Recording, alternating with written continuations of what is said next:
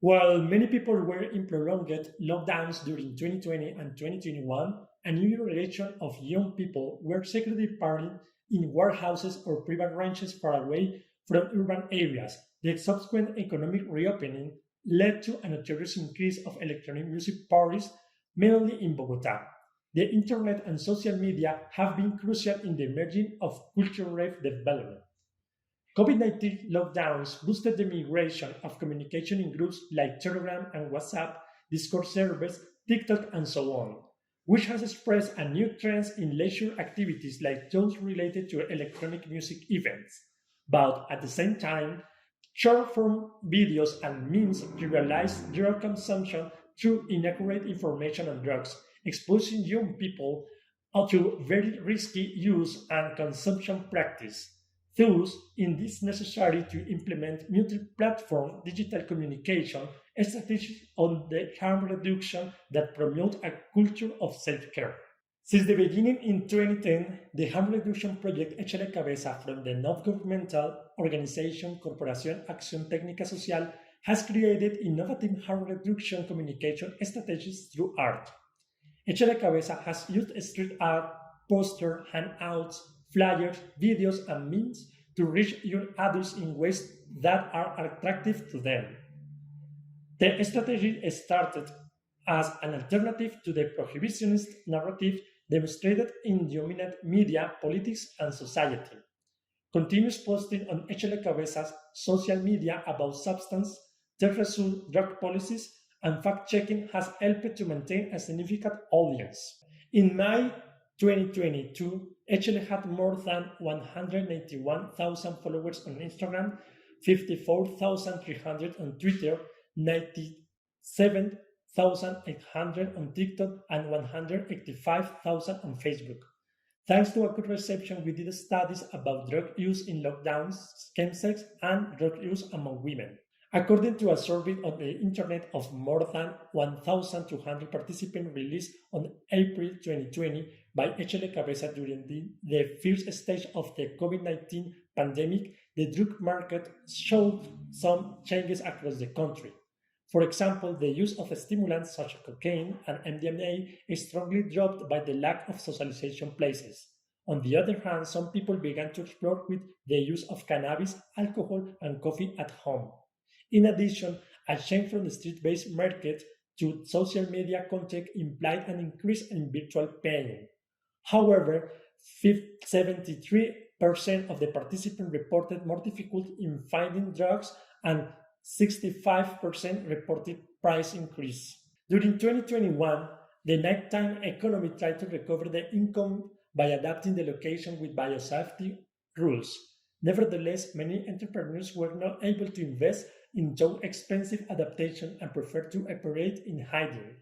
The location exposed people to overcrowding and dangerous conditions without ventilation, emergency exit, water supply, or medical service.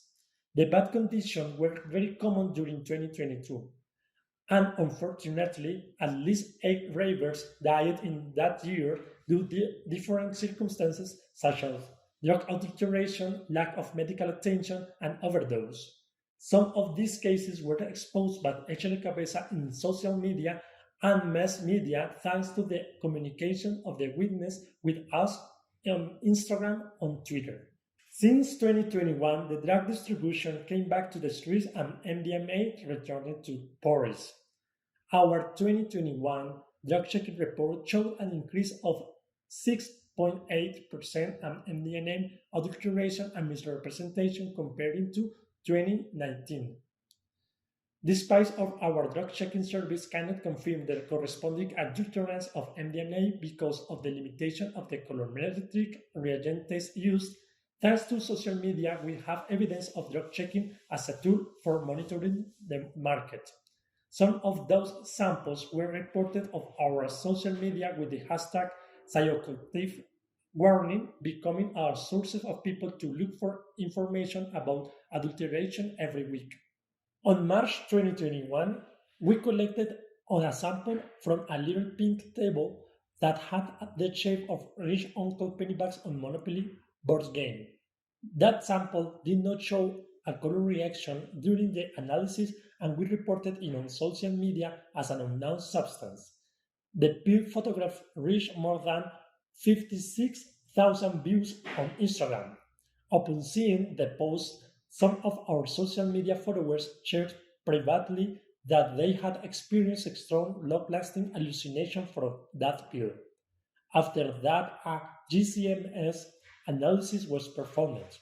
Lidocaine, DOB, caffeine, and a trace amount of MDMA were found, and the result was published on social media with a harm reduction information about the identified substance on July 2021. The table did not reappear in our service and may have been taken off of the Colombian market. In recent years, the TUSI has gained strength in Colombia, revealing a problem associated with the changing makeup of TUSI and thus a polygynous use. TUSI is a powder with a colorful appearance and with an inconsistent combination of many substances, mainly ketamine, MDMA, and caffeine. However, in February this year, a laboratory study performed by us in alliance with a Colombian university reported samples with oxycodone and benzodiazepines, implying a high risk within the drug use context.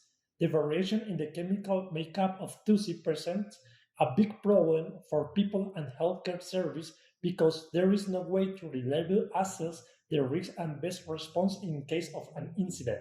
The internet has played a significant role in drug use in different ways, and Échele Cabeza has taken advantage of this. We have demonstrated that harm reduction advertising could be shared without stigmatization and obtaining good reception from people who use drugs. Many people have been reached from the drug checking results through social media alerts, and the market has been monitored in order to avoid bad drug experience among people. Given the new trends in the use of psychoactive substance in a drug-producing country like Colombia, Échele Cabeza has proposed new alternatives that we expect to continue in the future.